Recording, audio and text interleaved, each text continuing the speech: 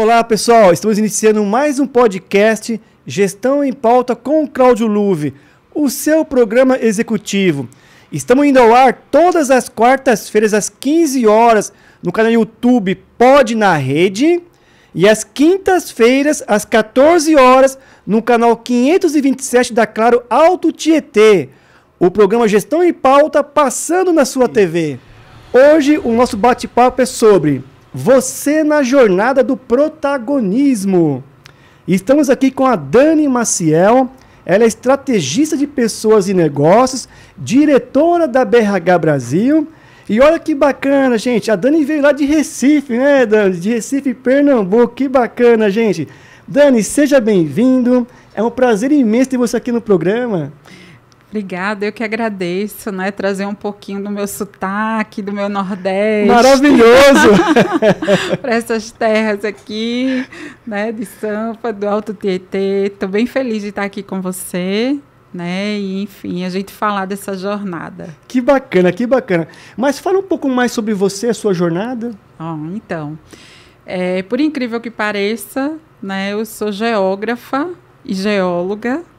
Né, fiz um mestrado e um doutorado em geologia e numa viagem técnica que eu era da Companhia Hidrelétrica do São Francisco, eu fiz um trabalho, uma viagem, então eu brinco que a minha jornada ela começou aí, eu fiz uma viagem e nessa viagem eu me deparei, eu tinha que fazer entrevista com as pessoas.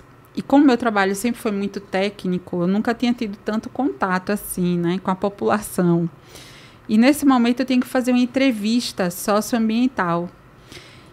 E quando eu me deparei com aquelas pessoas, eu fiquei encantada, porque era no interior do Ceará, e a gente tinha que fazer a cobertura de uma linha de transmissão que ela abrangia 22 municípios, e eu era coordenadora dessa missão. E a gente tinha uma missão porque era em 2004, 2003 e 2004, a gente estava com um problema de racionamento de energia elétrica. E aí, com isso, a gente precisava ampliar as linhas de transmissão. Então, a gente precisava fazer esse estudo para essa linha aumentar. E aí, um dos pontos desse estudo era fazer uma entrevista socioeconômica com a população. E cada pessoa que a gente entrevistava, eu ficava encantada com a lindeza das pessoas. A lindeza eram pessoas humildes, mas eram pessoas generosas, espirituosas, sim, felizes e simples. E todas tinham um pontinho ali, que era um altar, enfim, que trazia, assim, para mim uma fé, que eu não tinha nada daquilo. E aí eu olhei assim, eu disse, meu Deus, eu não tenho nada disso, eu não estou feliz, estou num casamento ruim, estou numa carreira que eu agora estou sentindo que não é isso que eu quero, enfim. Então, eu acho que o meu ponto de partida, vamos dizer, dessa jornada do protagonismo, ela começou nessa viagem, quando eu me deparei com essas pessoas e disse, eu quero uma vida simples assim para mim. E, a partir daí, eu fui em busca do essencialismo, que hoje é moda, né? A gente falar do essencialismo, desse movimento minimalista, né? Desse movimento mais consciente, do consumo consciente. Então, eu já estava nesse meio da sustentabilidade, já estava nesse meio, então eu já estava mais, vamos dizer, sensível a esse tema. E aí foi quando eu decidi que eu ia fazer um sabático. Então, eu fui para um templo budista. E nesse templo budista, eu fui descobrindo que meu amor por pessoas ele era ainda maior. Então, eu precisava ir para uma área onde eu conseguisse traduzir, né, essa interação, eu pudesse me conectar com as pessoas.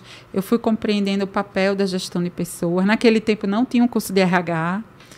Então, as pessoas estavam numa área de RH ou porque elas não davam certo, ou porque davam certo e, de repente, elas tinham expertises, né, que eram mais competências e habilidades que eram mais, vamos dizer assim, humanas. Enfim. E aí eu fui, aos pouquinhos, vendo como é que eu entrava nessa área. E eu entrei a partir de um curso de coaching, né? Então, quando eu cheguei nesse curso, era o segundo curso de Recife, ainda isso em 2009. Ainda assim, a gente foi meio que precursora de coaching na região, né? Então, ainda ninguém sabia nem o que era coaching. As pessoas diziam, o que é isso? Né? Além de ser o coaching uma palavra, né, no inglês, as pessoas também não compreendiam o que era.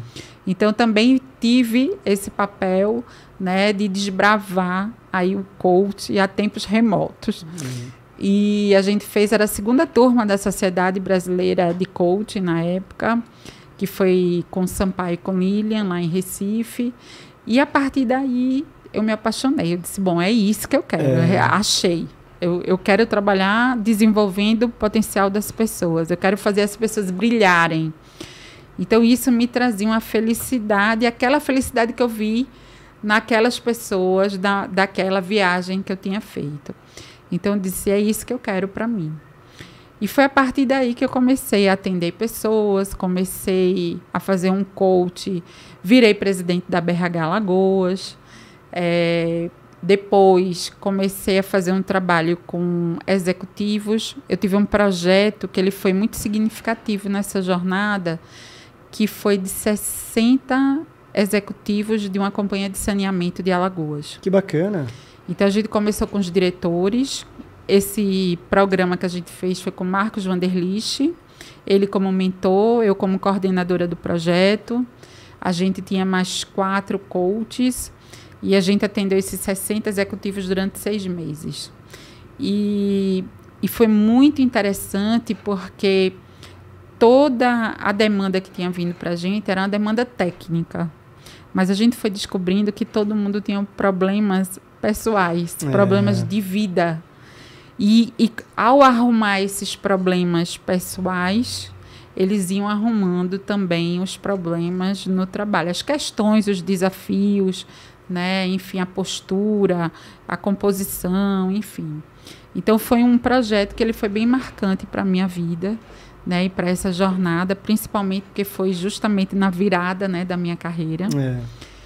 E logo após, eu tinha um sonho lá em Alagoas em deixar algo concreto, né, na gestão de pessoas do meu estado. Na verdade, meu estado é Pernambuco, mas eu estava morando em Alagoas e já tinha uma filha alagoana, então eu considerava também, né, o meu pedacinho. E lá em Alagoas, a gente conseguiu levar o prêmio Melhores Empresas para Trabalhar, do GPTW. Então, eu fiz um pedido a Rui Ozawa, que na época era o presidente, e em 2013, isso ele acatou na hora. E ele foi lá, a gente começou os trabalhos. E quando foi em 2014, a gente fechou o contrato, inclusive aqui em São Paulo. E em 2015, a gente fez a primeira edição do prêmio das melhores empresas para trabalhar do Great Place to Work em Maceió. Então, a gente já teve 10 empresas premiadas, enfim. E aí a gente começou esse trabalho lá de formiguinha, de fazer com que as empresas começassem. Porque a ideia era, a gente sabia que em Alagoas tinha empresas interessantes, a gente sabia que em Alagoas tinha empresas, né, que podiam se comparar a empresas, em qualquer empresa de qualquer lugar do mundo. Então, a ideia é que levasse para Alagoas esse conceito, né? E essa possibilidade de humanizar ainda mais as relações e tornar as empresas ainda mais estratégicas. Então, a gente começou esse movimento e aí o Rui, em 2016, me convidou para ser sócia com ele do GPTW. E levamos o GPTW, então, a única condição era ir para Recife. Meu sonho era voltar para minha terra, eu voltei, terra, né? Você voltou, Eu voltei para minha terra muito feliz. Imagino. Muito feliz. Ali era uma realização de um sonho. Sou muito grata a ele por essa realização desse sonho. E começamos aí a desbravar um mercado que eu não conhecia, né? Porque eu era desse mercado, na época que eu era geógrafa, mas eu não sabia ainda o que é que esperaria, né, quanto uma pessoa de gestão de pessoas. E aí foi muito bom, a gente teve 3 anos. Você estava como CEO da GPTW? Diretora executiva da Regional Pernambuco e Alagoas. Certo. e era sócia, né? Então, a gente tinha a condição de ser sócia. E foi assim, para mim, foi um outro, vamos dizer, na minha jornada, né, do meu protagonismo, foi, para mim, um dos grandes e o maior trabalho até hoje. Né? Eu acho que eu tenho aí a sorte, né, de ter tido esse trabalho, porque eu ajudei a desenvolver centenas de empresas em Pernambuco. Então, a gente trabalhou clima organizacional, né? A gente trouxe Pernambuco pela primeira vez para a lista do GPTW Brasil, né? do Prêmio do Brasil. E hoje, até hoje, isso reverbera, até hoje a gente consegue aí algumas empresas listando nas melhores empresas para trabalhar do Brasil, né? Elas de Pernambuco. Então, assim, a gente vem aí entendendo que o meu papel, vamos dizer assim, na área do empreendedorismo e gestão de pessoas é sempre elevar o nível, né, da onde eu estou. Sim. E sempre contribuir. Eu acho que a gente deu muito match, eu e o GPTW, porque a missão é muito parecida, que é ajudar a transformar a sociedade, né? Então, eu sempre tive esse olhar no coletivo, que foi muito me dado pela ABRH. Eu acho que a Associação Brasileira de Recursos Humanos, ela trouxe para a minha vida, quanto voluntária, né, um olhar muito do coletivo. O que é que eu posso trazer para o meu estado, ou para onde eu estou, para o Brasil, né, das melhores práticas de gestão de pessoas, o que é que a gente pode enaltecer nas relações humanas, como a gente pode trabalhar a liderança. Né, e é um fator fundamental, importante, trabalhar a liderança, né? Pois é, humanizar, né? A gente não era mais para estar falando em humanização, né? Mas a gente tem que falar ainda em humanização. Sim, temos. E humanização, a gente tem aí gênero, né? A gente tem diversidade e inclusão, a gente tem sustentabilidade, a gente tem vários temas que transversam, né, todo, vamos dizer assim, todo esse board do RH, da área de gestão de pessoas. Então, hoje, o meu papel, né, digamos assim, como estrategista de pessoas, é hoje ajudar as empresas, né, a serem empresas mais justas, com ambientes mais saudáveis, com ambientes propícios para que as pessoas sejam reconhecidas, que elas sejam cuidadas, que elas sejam desenvolvidas, inspiradas e que sejam pessoas felizes onde elas estão. Sim. Então, hoje, meu papel como estrategista de pessoas, hoje, graças a Deus, eu atuo em Pernambuco, Alagoas e São Paulo, no Espírito Santo, em Minas Gerais, enfim, em vários estados hoje, contribuindo, né? Eu tenho um propósito e eu acho que quando a gente fala na jornada do protagonismo, é importante que a gente tenha em mente que a gente precisa ter um propósito, né? Então, você não tem, não se preocupe em não ter ainda, mas é importante que vá instaurando em você essa consciência, né, do tempo, da urgência do tempo, né? A gente só está aqui agora, né? Então, o seu tempo ele é relevante para a tua vida, né? Então, o que é que você tem feito para que você se orgulhe, né? Para que você deixe algo concreto para as pessoas, algo que você depois, quando você não possa estar mais aqui, você consiga se orgulhar. Então, eu acho que não há nenhum dia só que eu não tenha essa preocupação. Então, o meu desafio ele é diário. Ele é horário. Eu brinco que ele é horário. Ele é diário. Então, o que é que eu posso fazer? E eu faço esse, vamos dizer, esse olhar consciente diariamente. O que é que foi que eu fiz hoje que eu trago para minha filha, né, um orgulho? O que é que eu fiz hoje que eu posso trazer para ajudar as pessoas que estão ao meu redor? E não é só aquelas que eu conheço, é qualquer pessoa que aparecer perto de mim. Poxa, bacana, assim. E além dessa sua linda jornada que você vem falando aí, hoje também você está como diretora da BRH Brasil, né? Isso.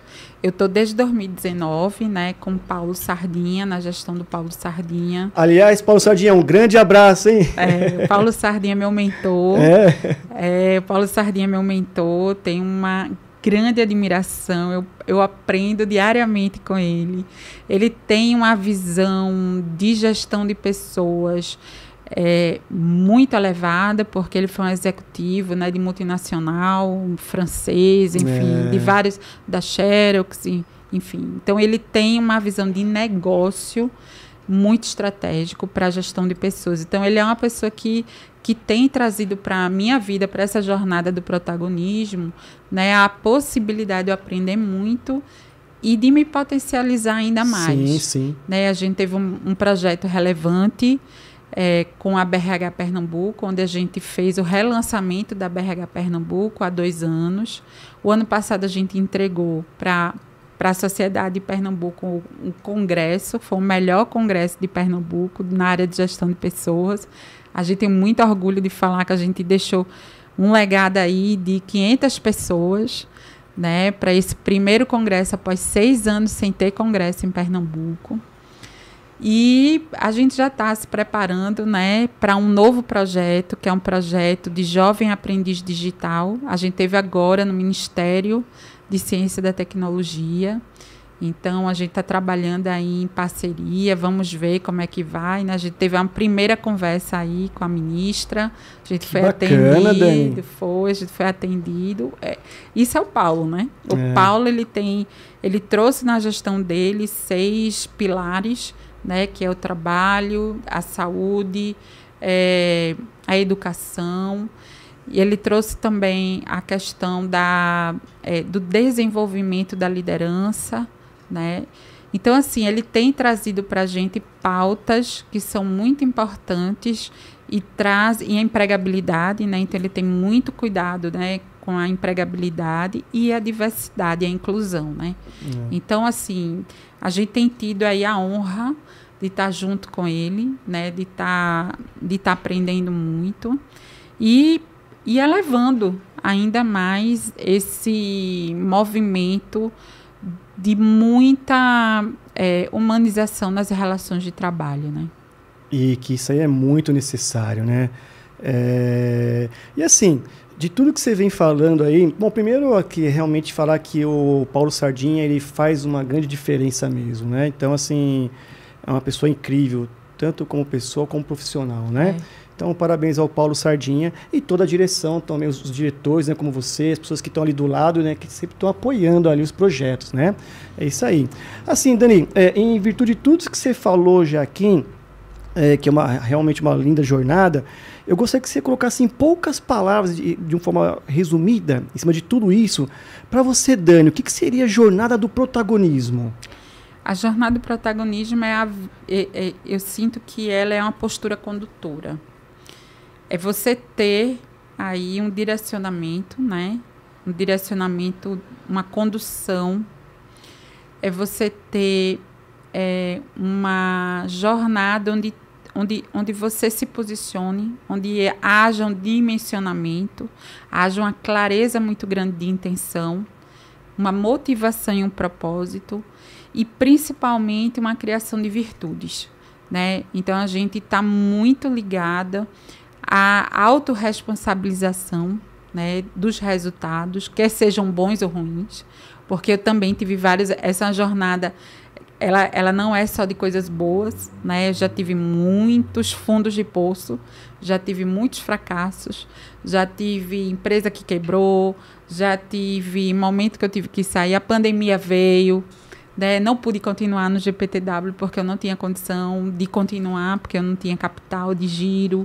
Enfim, então tive vários, vamos dizer, movimentos que, se eu não tivesse um eixo, se eu não tivesse um centramento, se eu não tivesse valores me segurando, né, uma identidade muito bem articulada, eu talvez não tivesse me reerguido, né? Então, assim, a jornada do protagonismo, ela diz muito sobre principalmente sobre a nossa identidade. Certo. Então, a gente ter clareza de intenção, né? Clareza de intenção, de ação, de aspiração. É a gente saber para onde a gente quer ir, mas principalmente sabendo quem a gente é. Certo. E o que é inegociável, né?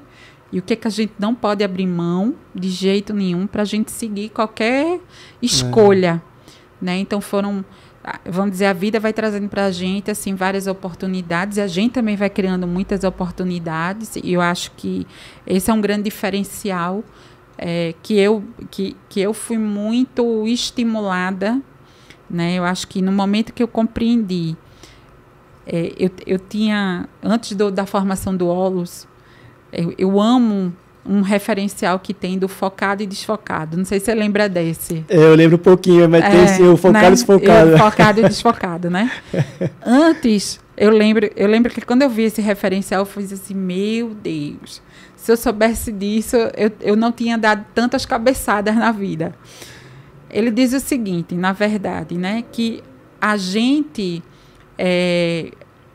não é que a gente só tem que ter foco. A gente pode até desfocar, mas é importante que mesmo quando a gente desfoque, a gente compreenda que a gente tem a oportunidade de escolher voltar para o foco. Certo, certo. E aí ele fala de três pontos, que é a postura condutora. O que é postura condutora? É você delimitar campo. É você dizer assim, você não vai ser manipulado porque você vai delimitar. Você vai dizer não. Você vai, né, não vai agradar as pessoas.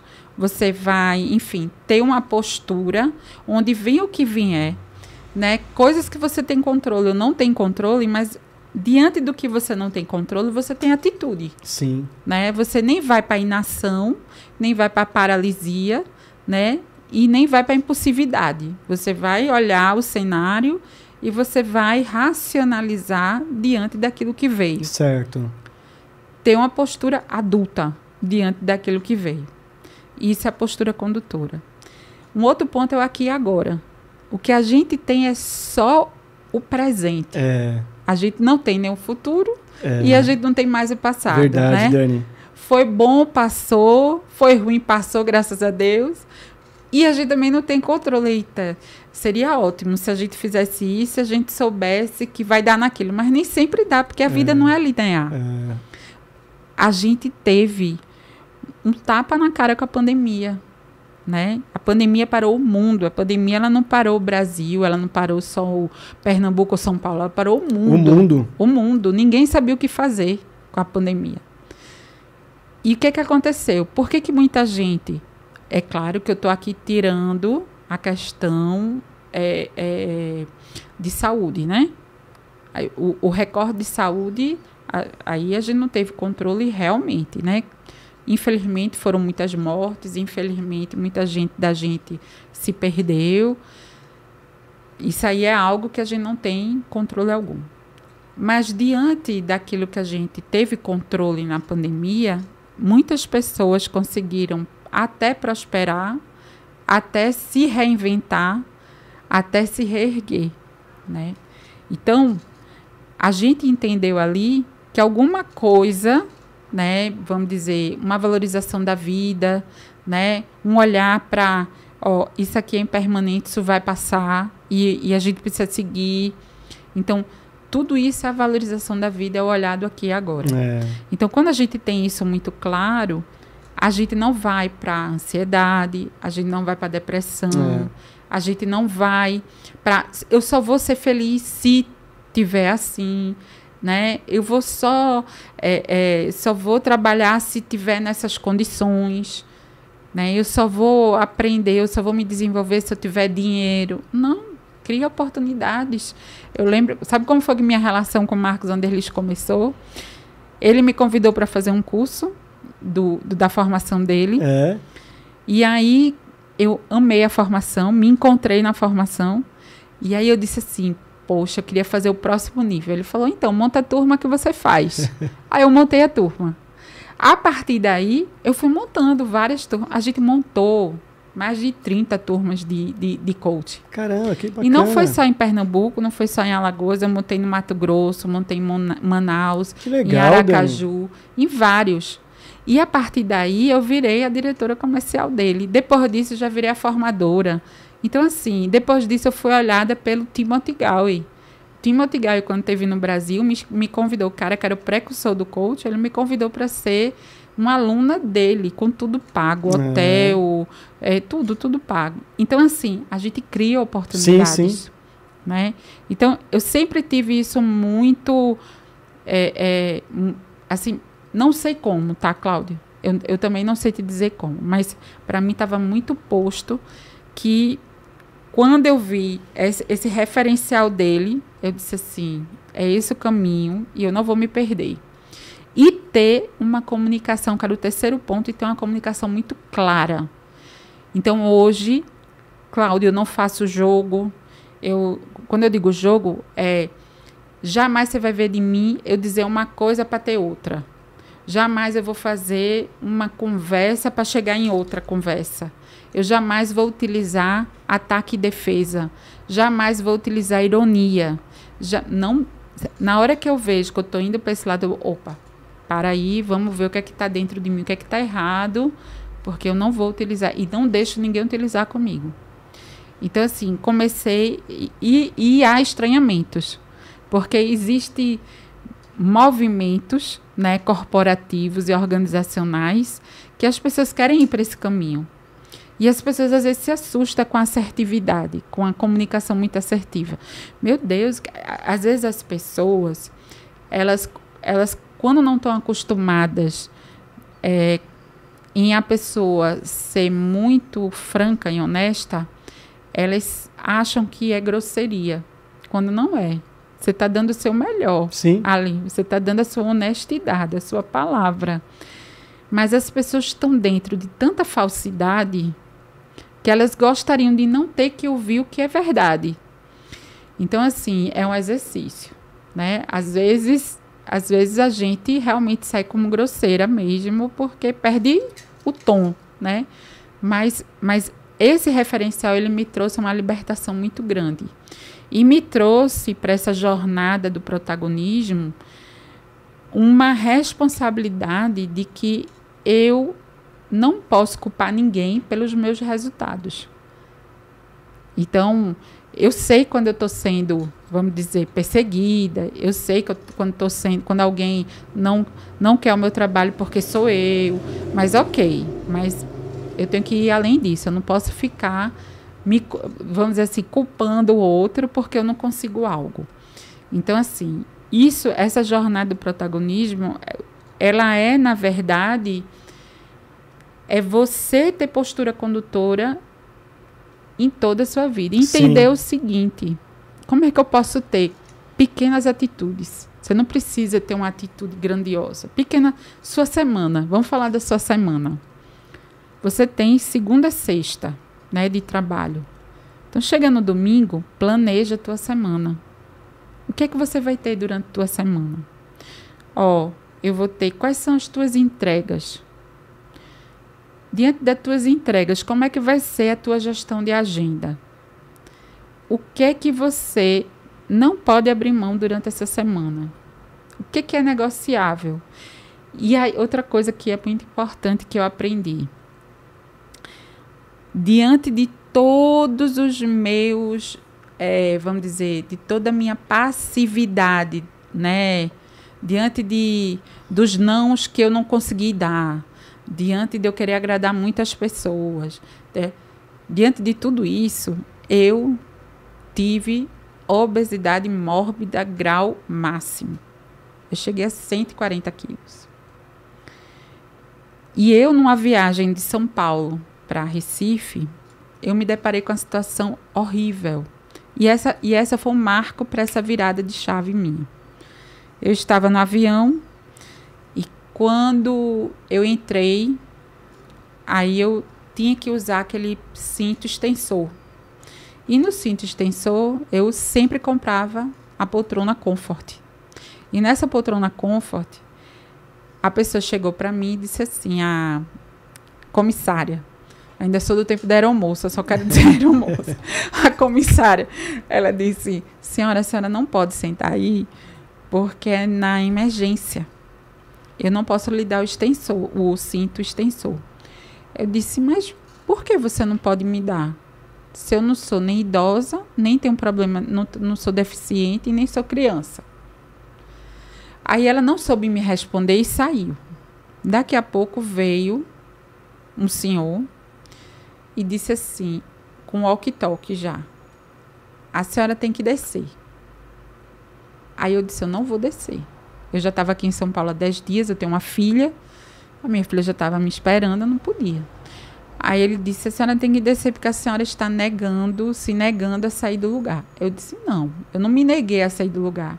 Eu queria uma explicação porque eu tenho que sair do lugar. É, claro. Né? Então, mas, Dani, esse papo está muito interessante, tá? Mas eu tenho que pedir aqui um breve intervalo e eu quero que você volte com esse assunto aí que está muito interessante. Eu estou curioso para saber o desfecho aí, tá certo? Pessoal, vamos aqui a um breve intervalo, mas fica aí com a gente, é rapidinho. Este é um chamado para nos unirmos contra o ódio espalhado pela informações falsas que podem destruir a democracia e, mais do que isso, destruir famílias, reputações, vidas. E se a vítima fosse um amigo, sua filha? E se fosse você? Acesse gov.br/Brasil contra Fake. É hora de frear o ódio, parar de repassar informações falsas, checar cada fato e sua fonte. Porque quem espalha fake news, espalha destruição. Brasil, União e Reconstrução. Governo Federal. Você sabe qual é o animal mais perigoso do mundo?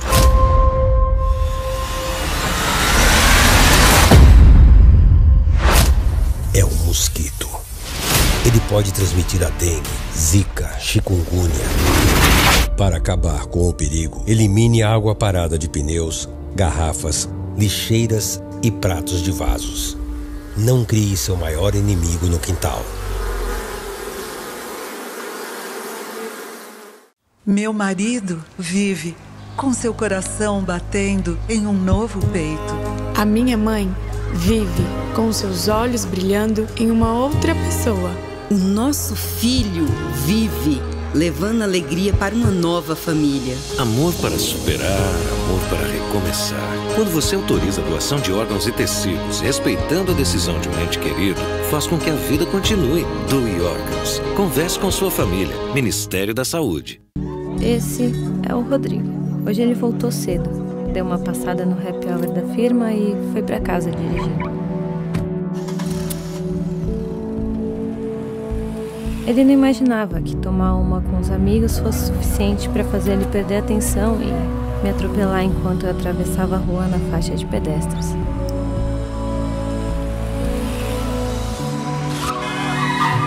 Porque ele bebeu e dirigiu, eu não vou terminar a faculdade, eu não vou conhecer o João e nem vou ter a chance de ser mãe. Você poderia viver com essa culpa? Nunca beba e dirija.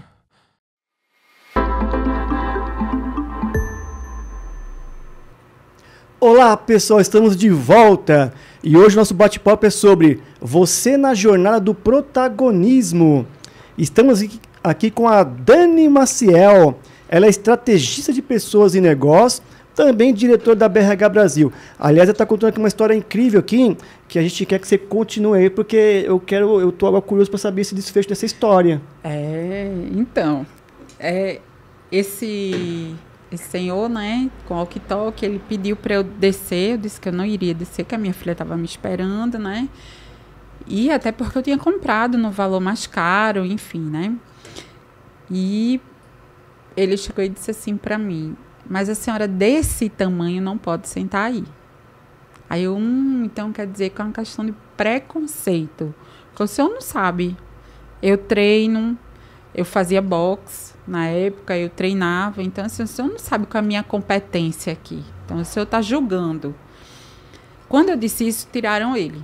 E quando tiraram ele, né, aí veio a chefe das comissárias e pediu 1000 desculpas por aquela situação. E, enfim, seguiu. Só que eu passei 3 horas chorando compulsivamente. Né, chorando porque eu tive vergonha, né, chorando que eu me senti extremamente descriminalizada, né, e senti o preconceito, assim, de maior forma bruta, né. E fiquei com vergonha das pessoas porque eu chorava de urrar. Assim, foi uma coisa assim horrível. E até hoje, quando eu vou entrar no avião, eu sinto um pouco de ansiedade. Então, não é algo que é fácil para mim. Né? Então, foi vamos dizer assim, uma experiência trágica. E aí aquilo me trouxe o seguinte: Dani, você é tão inteligente, você ajuda tantas pessoas a maximizarem seu potencial. Está na hora de você maximizar o seu. Então, eu fui entendendo que a minha obesidade estava muito ligada a coisas que não eram bem resolvidas. E para essa jornada protagonista, isso também precisava ser resolvido.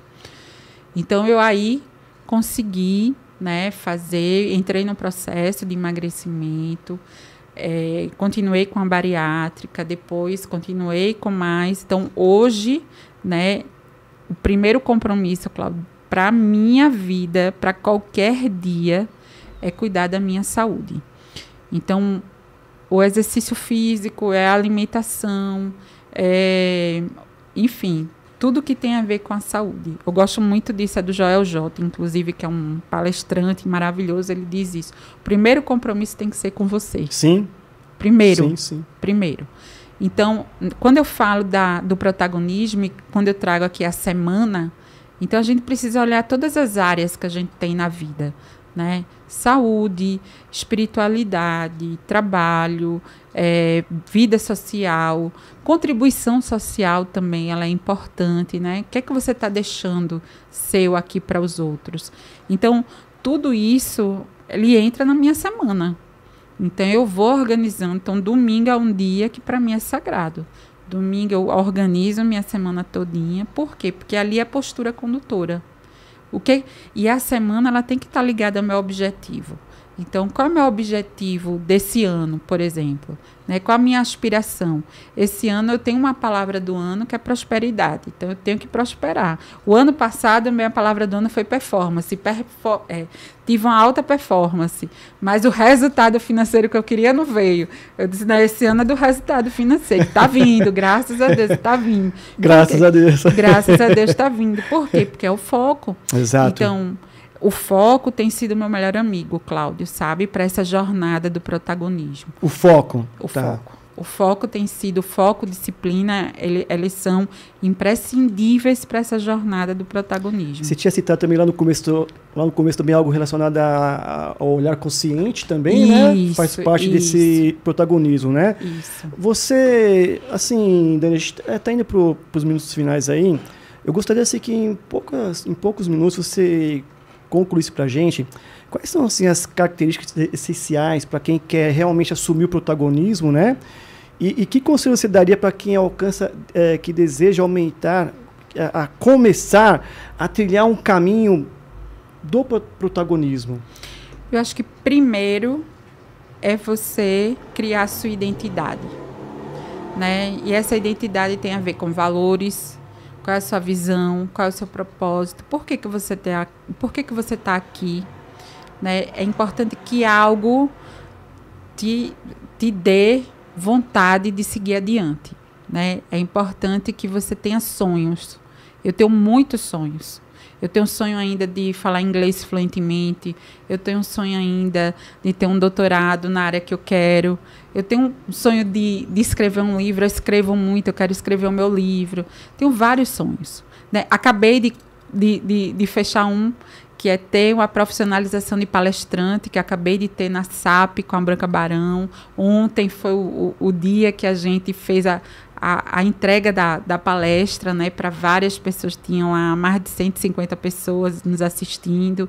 Então, foi muito bom ser aplaudida de pé, porque é isso que a gente quer, né? Então, que aquilo que a gente fale, né, fique. Então, assim, primeiro ter clareza dessa identidade. Acho que é importante. Depois, isso precisa ser coerente com a sua vida. Eu tenho que, aquilo que eu quero, aquilo que eu faço e aquilo que eu digo, tem uma mesma estrutura. A gente ter coerência, abraçar a coerência. Outra, a gente olhar a vida com muito comprometimento. A gente não está aqui a passeio, gente. Né? A vida é muito breve para a gente tirar onda. né? Então, a gente tem que, acho que olhar a vida com mais responsabilidade. Então, se você é homem, você tem uma responsabilidade afetiva, né? Ser um pai, ser um marido interessante, ser um cara leal. Se você é uma mulher, né? Você também ser uma pessoa interessante, ser uma pessoa que lute, sabe? Eu fico muito triste quando eu vejo mulheres renegando o feminismo, porque a gente só está aqui porque existiram mulheres que lutaram muito para a gente estar aqui. Então, eu acho que é isso, tem um comprometimento, tem uma responsabilidade, né? Uma responsabilidade com a vida e com os outros e com o meio ambiente, né? E quando eu digo meio ambiente, é o social, enfim, é o meio ambiente. E eu acho que também a gente ter um olhar para a gente ser sempre aprendiz. Então, aprender. Humildade. Quanto mais a gente sabe, menos a gente sabe. Quanto mais a gente sabe, mais a gente entende, compreende o quanto é pequenininho. Eu gosto muito, e até eu trago isso na minha palestra, que eu descobri isso quando eu estava 24 metros debaixo do mar. Quando eu era geógrafa, eu mergulhava. E eu fui mergulhar no naufrágio em Pernambuco, em Recife. Olha, cheio de tubarão, né? E aí a gente foi mergulhar nesse naufrágio.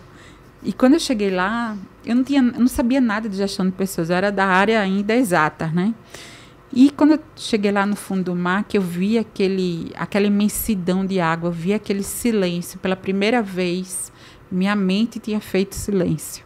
Eu me senti muito pequenininha diante daquela imensidão, mas me senti extremamente preenchida de uma presença, que isso me fez procurar essa jornada mais consciente. Então, essa presença, ela é sagrada para mim. Então, esse mergulho, a gente se inteirar da gente, né? O que a gente oferece, o que a gente transborda é o que a gente tem dentro da gente. Quando você traz para mim, Dani, eu gosto muito de ajudar as pessoas, esse é o seu transbordar. É que você tem muita generosidade aí dentro, né? Quanto mais a gente tem generosidade, Cláudio, eu sinto isso, quanto mais a gente tem generosidade, mais pessoas vão ser atraídas e pessoas que, inclusive, da sua frequência vão chegar até você. Você atrai muita gente ruim também, mas muita gente boa vai chegar para você. Verdade. Tenha certeza disso. E você vai compreendendo com mais rapidez. E aí, depois de muitos tropeços, depois de muitas decepções, eu fui compreendendo ali mais rapidamente quem eu podia confiar mais ou não. Hoje eu tenho, é engraçado, hoje só de um olhar assim, opa, já traz para mim. É claro que eu erro, mas hoje eu tenho mais facilidade, né, diante também de várias, vamos dizer, decepções. Mas é isso, é ter esse olhar atento. E um outro ponto, eu acho, que são essas conexões. Eu não acredito em network, Cláudio. Eu acredito em conexões. Conexões. Qual que é a diferença? Eu olho para o network de uma maneira muito desconfiada. Eu olho para o network, eu não gosto. Hoje a gente nem troca mais cartão, né? Hoje a gente troca o WhatsApp, né? Hoje a gente bota lá o QR Code e dá o WhatsApp. Mas eu sinto que a conexão ela se estabelece quando eu quero, de fato, fazer o outro feliz. E é muito rápido isso, né? Veja, quando a gente conversou aqui, você trouxe para mim uma questão, eu automaticamente já trouxe para você, olha, vou atrás de você, vou ver, vou te ajudar. Isso é conexão. Exato. Então, ao momento que você me trouxe aqui, sabendo que eu estava vindo de Recife, que a gente tinha pessoas comuns, você, eita, Dani, vem aqui. Isso é conexão. Conexão. Né? Isso é uma troca genuína. Então, eu quero ser para as pessoas essa pessoa que ela sabe e que ela confia que quando ela precisar, ela vai me ter. Então, isso é conexão. Então, hoje eu crio nas minhas relações conexões. Hoje eu não crio network.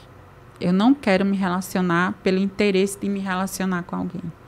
Eu quero me relacionar com a pessoa porque eu sei que pode haver ali uma troca, que pode haver... Eu sou uma pessoa... Tem um livro muito bom chamado Dar e Receber, do Adam Grant, que é um grande escritor e um pesquisador, um psicólogo na área de cultura, que é o que eu faço hoje nas organizações. Na minha jornada, tem um projeto que eu amo, chamado Mulher do Tempo.